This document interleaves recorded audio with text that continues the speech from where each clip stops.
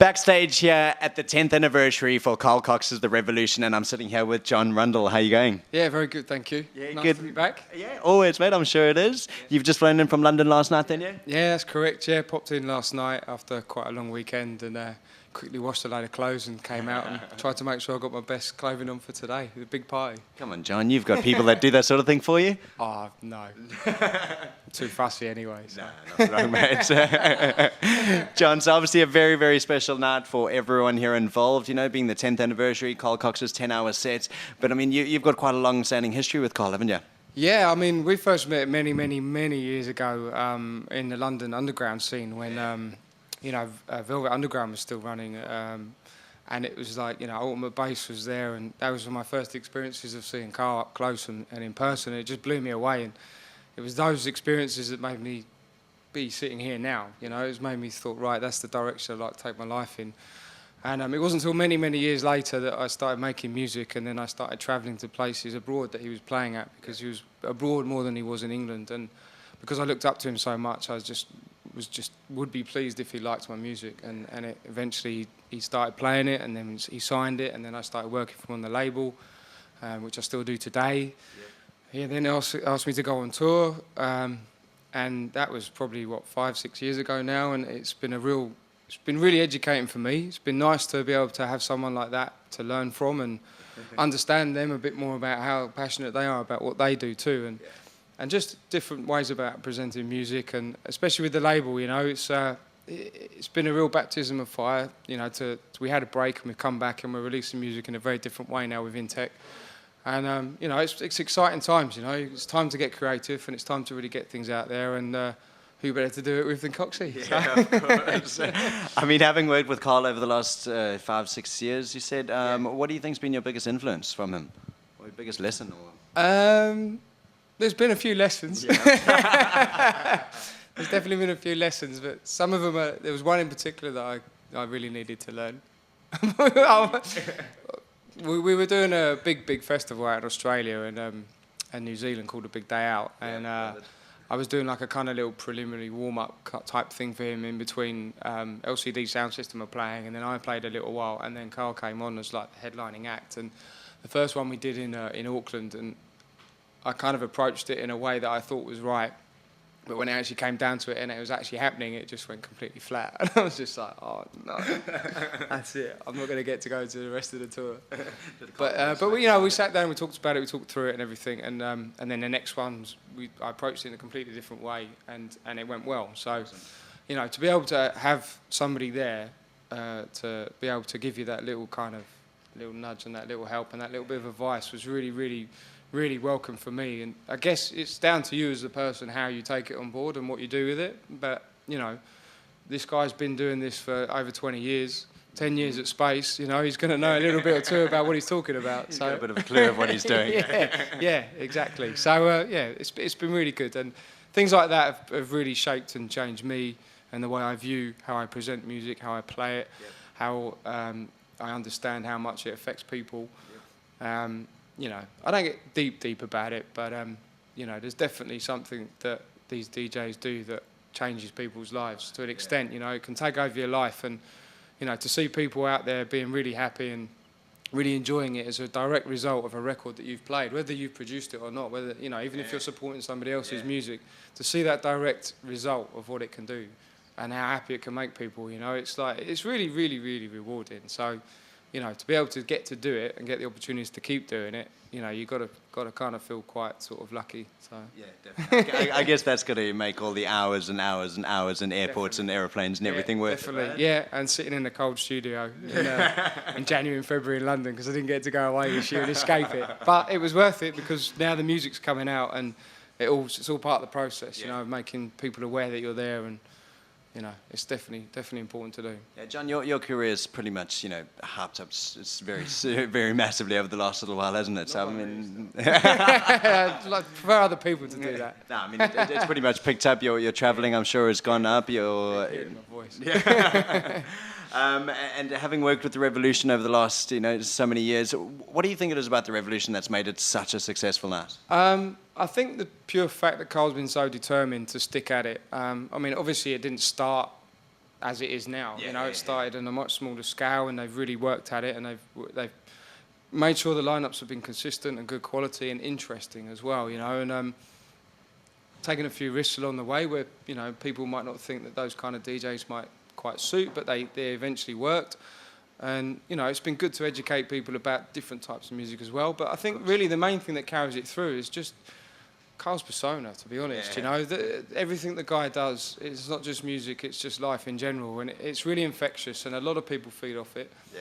And I think the crowd feed off that most importantly as well. You know, if they see the guy having a good time, what else can you do but have a good time yourself? Yeah, when you see someone really get behind it and put everything into it like that, like he does, and I think that's the real key thing about why this party's been going for 10 years now, and I really hope it carries on for another 10. So, well, by the looks of tonight, it definitely isn't stopping anytime soon. Out there right now, you know? I know, and it's still only like, what, 12:30? It's early, man. It's early. We've got a huge night ahead of us. Imagine how Carl's feeling right now. Yeah, but it's good, you know, and I think, you know, there is a reason why a lot of people name this club also as the best club in the world, and it really is. You know, we get to travel and see a lot of clubs, and you know, it's everything down from how they look after the staff to the sound system. Yep. You know, everything's done in detail, everything's done well, and everything's done so that everybody who comes through the door has the best possible time they can have, and it sets the atmosphere up. You know, and we're I guess we're a byproduct of that in a way, which is really, really nice for us to be able to come in here and see it. And we've seen the club grow and build and change and shape itself to what it is now, because it also wasn't what it is now. But I mean, you can't beat playing on that sound system. You know, there's nothing else like it. There really isn't anything else like it. I mean, last year at the closing night last year for the end of the 9th year, I mean, we pushed it on a little bit, and Carl dropped Joe Smooth Promised Land on the main room sound system, and that's like one of my all-time favourite classic tracks anyway. And, you know, that's at like 8 o'clock in the morning, and it's like, to hear that at that point, it was just unreal. Like, it was one of those moments, you know, and it's something that you take with you forever. So I think, you know, hopefully that's a reason also why a lot of people come to the club, because they've had those moments for themselves, you know, for other tracks or other just reasons, or that spontaneous thing that happens, you know. You can't quite put your finger on it, but you know you're having a great time. Come back and relive those moments. Exactly, yeah, exactly. So, yeah. Cool. Long may the revolution continue. Happy 10th birthday. And tell us, John, I want to hear something from you. I mean, Track It Down. That's nothing small. I mean, how the hell did that come about? Well, I mean, I was working at Amato at the time, and the guys approached me about coming on board, and I was a label manager, and it just kind of made sense, and I could see the vision, and I could see the future, and they definitely had the right idea. And you know, then I kind of started working with Carl a bit more, so I haven't worked with the guys at Track It Down for quite some time, but to be part of setting up something like that has also shaped and changed the future of the way we buy music is also something that interests me. And I think, you know, to keep evolving and keep developing things is the way to go, you know. I don't use vinyl anymore, you know, to play music. What? So no, I'm joking. no, I mean, you know, it's all USB sticks now. It's Yeah. like, you know, I've done Tractor, now do USB sticks, and it's like every single thing has to move on and evolve, and you've got to kind of keep up with the times, and technology has really embraced dance music much more than it has the indie side of things, you know. And as much as I love my indie music, you know, they're definitely behind us in terms of, you know, how we're carrying our music, how we're playing our music, you know, there's limitless options we've now got. You know, I could turn up to a club with 5,000 pieces of music and cause myself a massive headache about what to play next. But, you know, that's all part and parcel of what we're doing now. So it's kind of like, if tomorrow somebody asked me to be able to do their wedding at the last minute, I'll be able to. Yeah, you know, that kind of thing, and I wouldn't have to worry about it. So. Just whip out the USB stick. just like the good old days. Just like the good old days. Cool. Last two questions for you, John. Just a bit of fun. You've obviously been coming to Ibiza for quite some time now. Yep. How many years? 11. 11. Awesome. 11 great years, eh? Yeah, fantastic. Yeah, and I hope I keep coming back for another 11 years, 12, 15 years. You know, as long as it allows me, and as long as people would like me to be here, then I'll still be here. I don't think they're going to stop inviting you. Yeah. So let's see how you do tonight. I just hope Carl doesn't. I hope Carl doesn't ever retire, because it's going to be a big gap to fill, and you know, I'm not sure who will be able to step up to that. But you know, we've got to keep it. Whatever Carl leaves, you know, we've got to keep it going, and you know, I know he'll still want to be involved in some way and somehow. So, you know, it's a long way away. Yeah. It's got to be. And John, tell us, your 11 years of coming to Ibiza, what is your favourite thing about the White Owl? Sorry about the what?